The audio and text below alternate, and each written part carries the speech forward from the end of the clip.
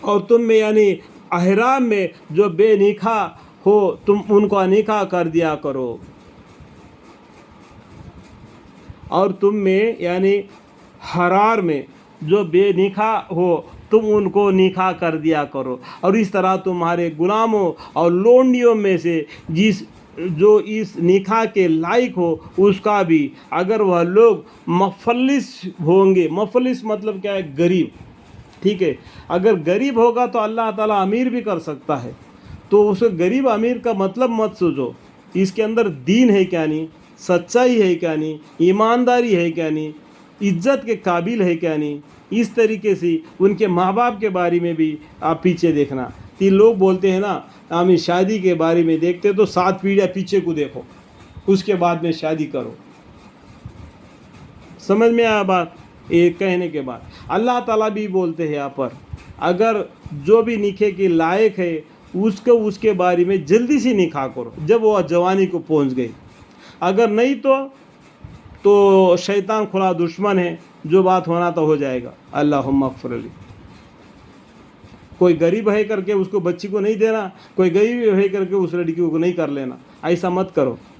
مفلس ہوں گے تو خدا تعالیٰ اگر چاہے گا ان کو اپنے فضل سے غنی کر دے گا. ٹھیک ہے.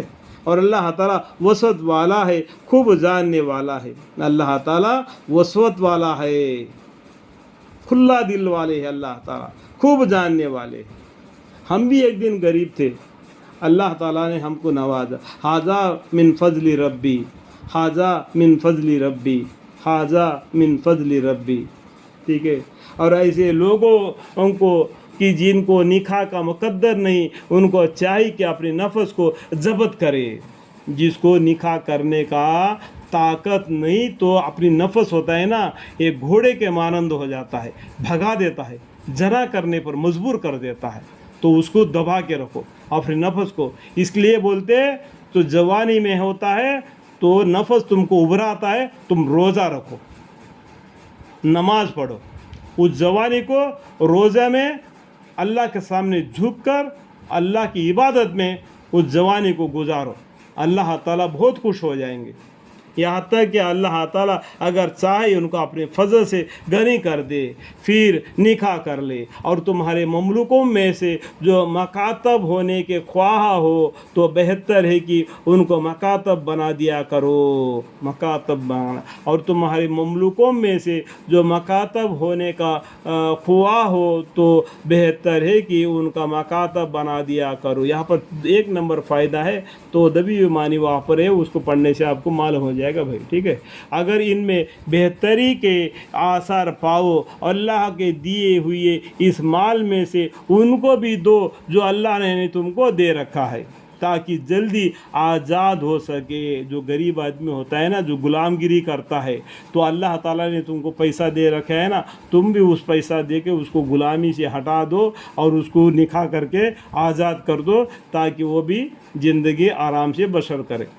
ٹھیک ہے. اور اپنی مملوک لونڈیوں کو جنا کرانے پر مجبور مت کرو. اپنے گھر میں عورت بچے جو لونڈیاں ہے، کام کار کرنے کے لیے رہتے ہیں، ان کے پر زبردستی کر کے جنا کرنے پر مجبور مت کرو، اور ان کے ساتھ جنا بھی نہ کرو جب تک کہ ان کی اجازت نہ ہو. لونڈیوں کو گھر میں کہتے ہیں نا. تو یہاں پر اور بھی قرآن میں بہت سے باتیں ہیں بھائی، اس میں اتنا اندر کو گھسنا نہیں. ٹھیک ہے. تو جتنا اوپر باتیں ہیں تو میں اتنا ہی بتا رہا ہوں. تو آپ خود سوچ لو کہ قرآن کو معنی پڑھ لو اور بخاری شریف کو پڑھ لو، معلوم پڑ جائے گا. ٹھیک ہے.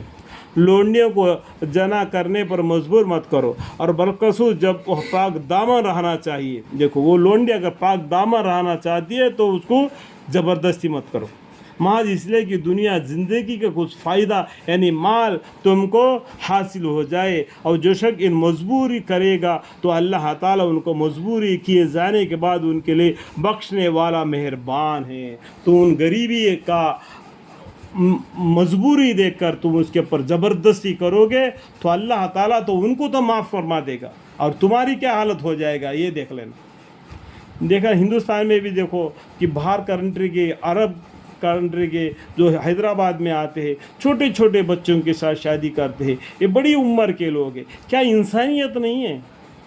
50 साल का आदमी 20 साल की लड़की के साथ अगर वो निकाह कर लेगा और कुछ दिन उसके साथ रहेगा और उठ के निकल चले जाएगा, तो बेचारी वो बच्चों को लेके क्या ज़िंदगी गुजारेगी। आजकल यही बातें हो रहे। ये मैंने कुरान से हट कर कह रहा हूँ मेरा भाई, तो मेरे को इसमें नहीं शामिल कर लेना। मैं आपको समझाने के लिए मैं कुरान से हट कर कह रहा हूँ कि ये इंसानियत के खिलाफ जो काम कर रहे हैं, अल्लाह भी यहाँ पर इंसानियत के खिलाफ काम करने पर मजबूर मत करो करके बोल रहे हैं। जो वो बाग दामर रहना चाहती है तो उनको मजबूर मत करो। तो अल्लाह ताला उनके मजबूर किए जाने के बाद उसके लिए बख्शने वाला मेहरबान है। तो मैंने कुछ बातें आपको समझाने के लिए बताया, वो कुरान से साबित नहीं। ठीक है, अल्लाहुम्मा अग़फ़िर ली।